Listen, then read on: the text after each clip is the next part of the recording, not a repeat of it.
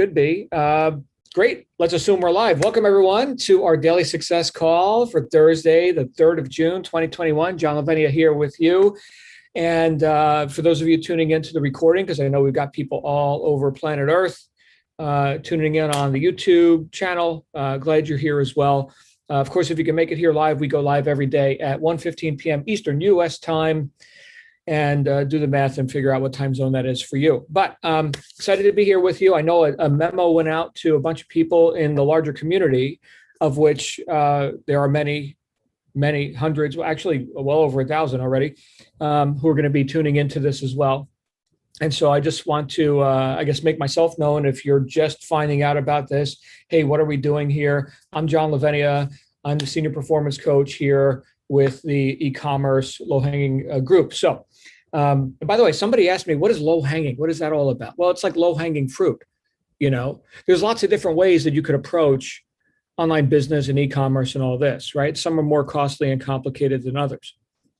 So if you like, high cost and complication, you're probably in the wrong group, but I think who wouldn't opt for low-hanging, simplicity? I like simplicity. In fact, I would say simplicity is the height of mastery. In fact, I did say that in my first book, because what we're going to talk about here a little bit today is a very simple approach to getting more done in less time, which I think is going to serve everyone. Now, yesterday, if you tuned into the broadcast, either live or recorded, we talked a little bit about the daily method of operation.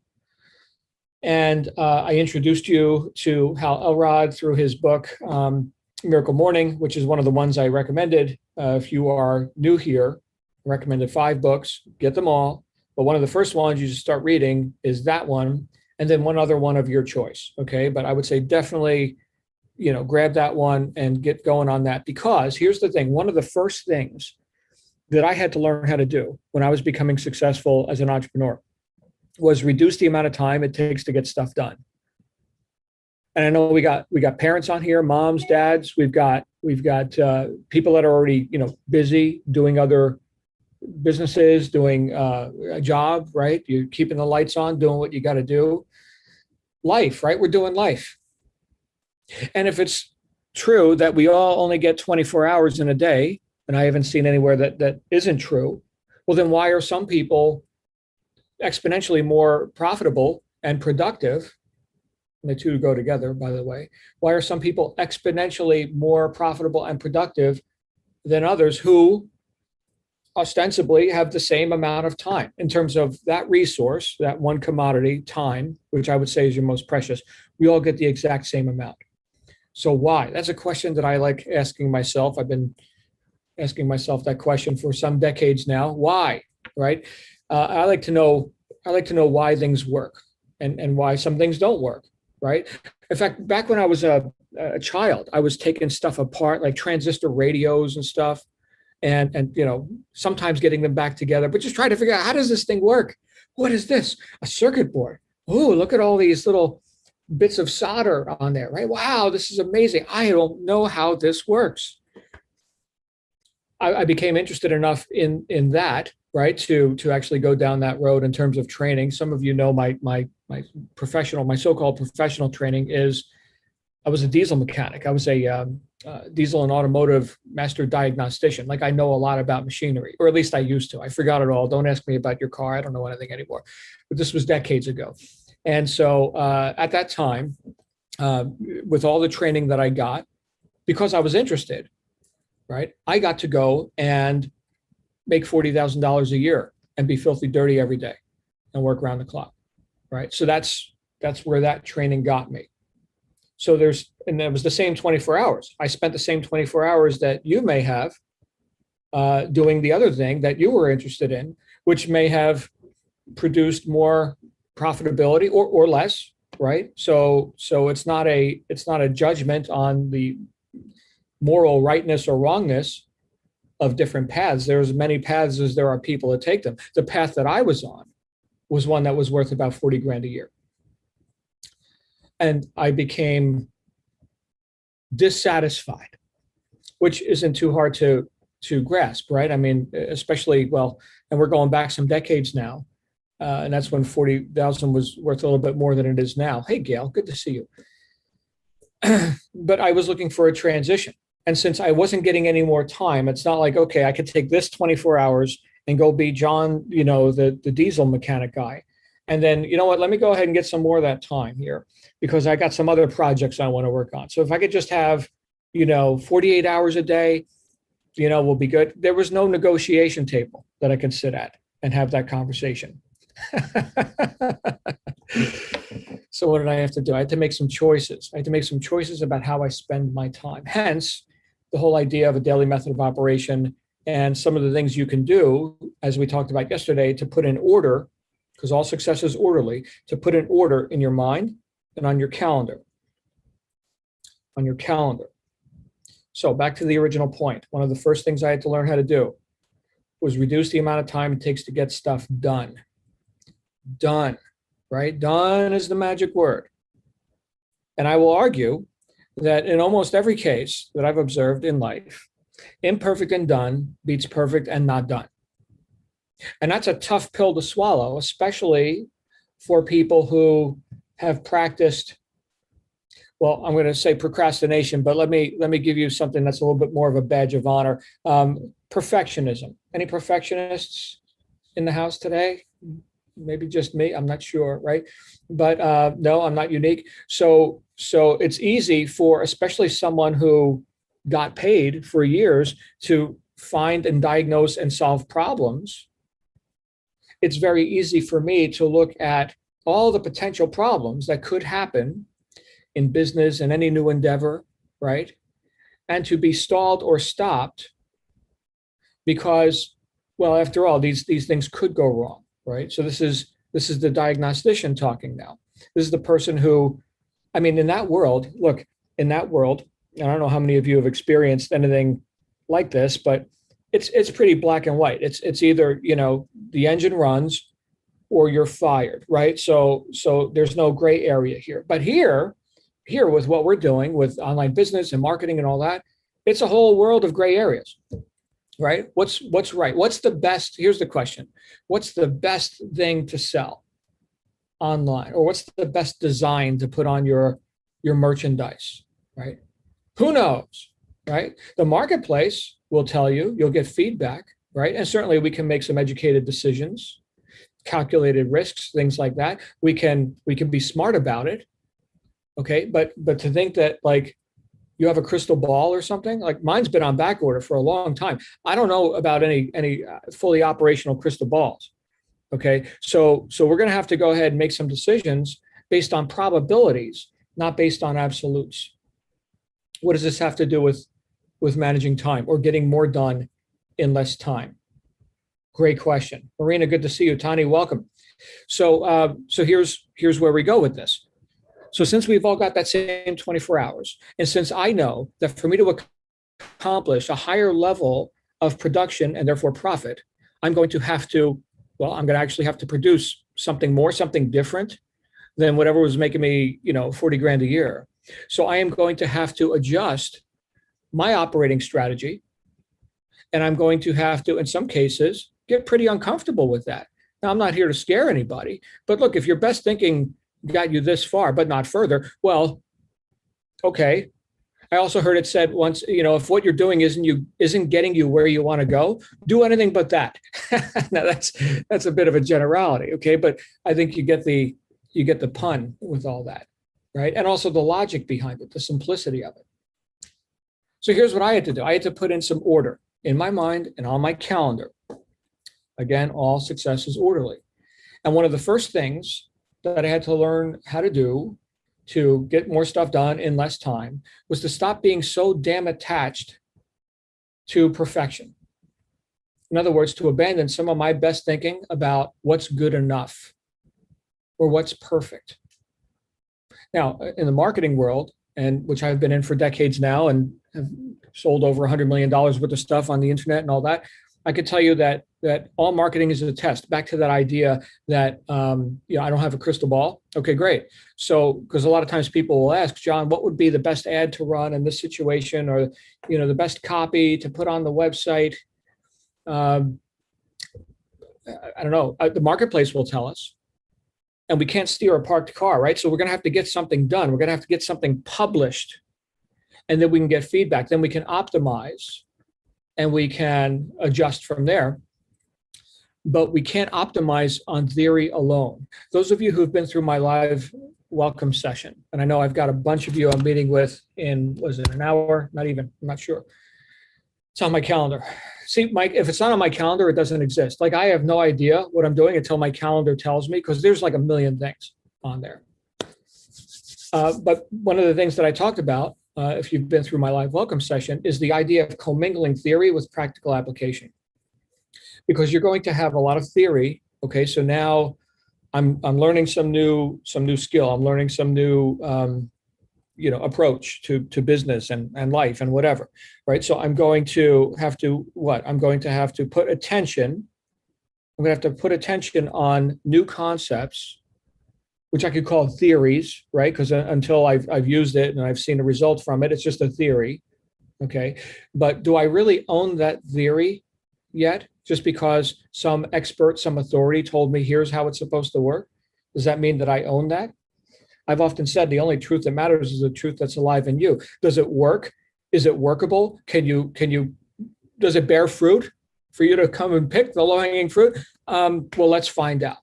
Let's find out. And that's, again, why I recommend reading a couple of books contemporaneously, so you can kind of shake out, what part of that, these different perspectives that you're getting from different authors, what part of that is workable in my life right now? What part of that bears fruit? Okay. Because the whole point of education isn't for you to think differently, it's for you to behave differently and therefore get a better result. Fantastic. Okay. So back to the idea of commingling theory and practical application. So I just took in some theory. Thank you. I supposedly know more now than before I read the book or before you gave me your lecture or whatever it was, right? But now let me go ahead and put that to use. Let me go ahead and press the buttons and pull the levers and see how that shows up for real in my life. And I do that a few times. I do it the first time just to learn what it is, right? I do it the second time and learn a little bit about, how it works, right? And then the third time I do it, I can make some decisions about whether or not I even like it, or if it's something I want to continue doing. A lot of people, they try stuff. They try. And, I tried it once. I didn't like it so much. Okay. Well, your opinion really isn't very qualified at that point, right? You're just learning about what it is. So, your judgment about it is pretty unfounded, but you keep doing it a bit more. Let's say, for example, golf, which I don't play, by the way. I've done it enough to know that I'm not going to do it. So no offense to any golfers. A lot of people love golf. I really love golf. Like, I love motorcycling and shooting guns in the desert. They love golf. Okay, great. So I picked up the golf clubs and I discovered these are golf clubs, right? Touch the club. Understand the length of each club is a different length. They got different angles on it. So I'm learning what this is. Here's the little ball. There's the hole 200 yards away. Good luck, right? And so I'm learning what it is. I did it again. And I learned how to do it, right? So I went up the gradient of knowingness at that point, from total ignorance to now I know what it is and I know a bit about how to do it. I did that, right? So that's the second stage. And then the third stage was having a qualified opinion about whether or not I want to continue doing it. And I decided I wasn't that masochistic. Golf is a game that you can never really win. You just keep trying to beat yourself. And again, for you golfers, hats off to you. But that was an experience of applying theory into practical application. And now I can have a much more educated conversation with you about golf and why I would or would not play it. So same thing here with anything we're engaging in, which is a new opportunity, a new activity. Okay, so not only are we going to have to make time for that, but we're also going to have to get past our own story about, oh, I'm not really good at this yet, or I'm not really sure what to do, or all that stuff. By the way, it's all temporary. Everything's temporary. Okay, so there's going to be a point where you're not a neophyte, right? That point will come. In fact, it can come rather quickly. I was talking to one of our new members, Amanda, last night, I don't know if Amanda's on here. I don't see her, but she has been going through the course material fervently, right? She's only a couple days in and has already been through almost all the modules, and she's ready to execute.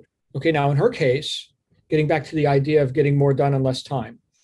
In her case, COVID, here's the layoffs, we're shutting down the location, and you get to sit home and twiddle your thumbs. We'll send you a little bit of money to keep the lights on. Okay, so, and by the way, she's not unique in that, right? How many of us have experienced that over the last year or so with this whole COVID event thing, whatever this is that's going on?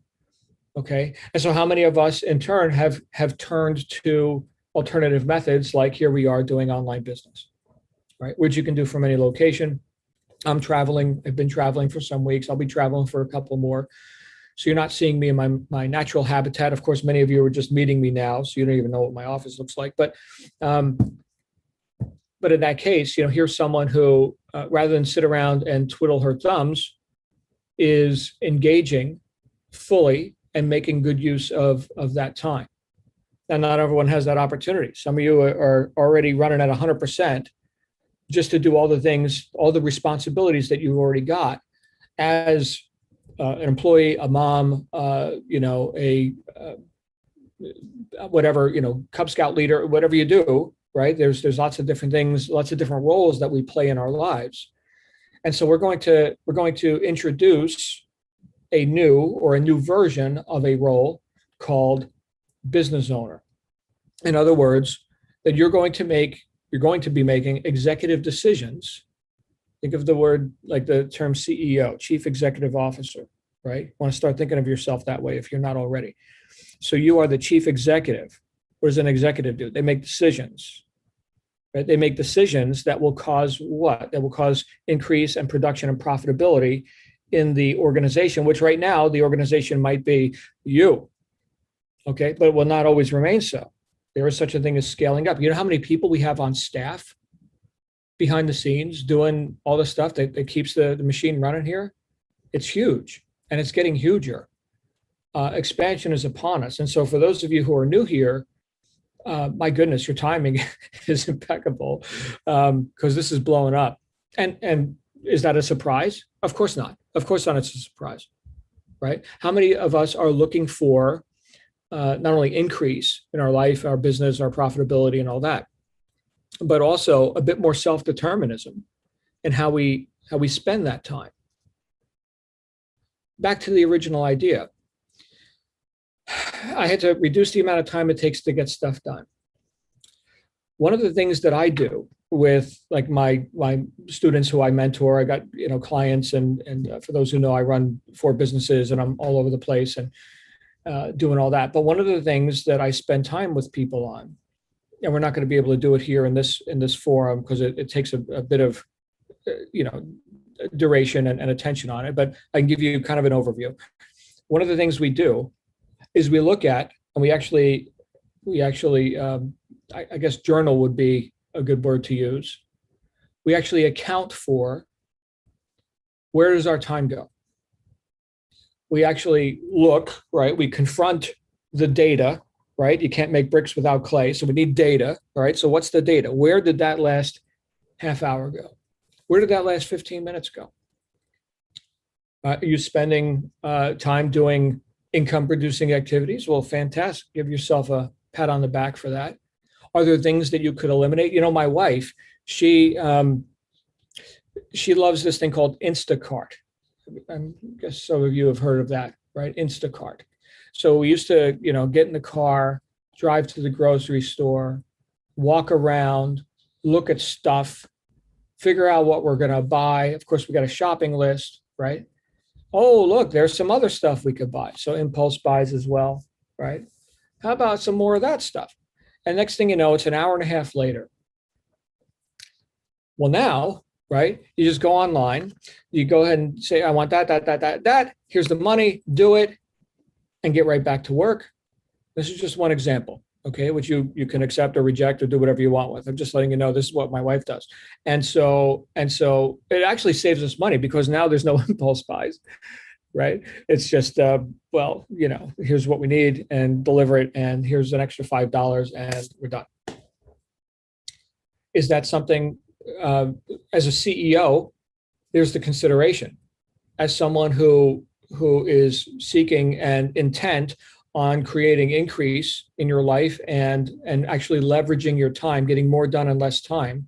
Is that something that you might want to delegate, right? Things like these menial tasks, go pick up the eggs and the milk and the loaf of bread or whatever. Interesting consideration. Okay, so my offer to you and my idea for you today is like we talked about yesterday. And again, if you didn't see it, you can go back into the YouTube channel, get all the recordings.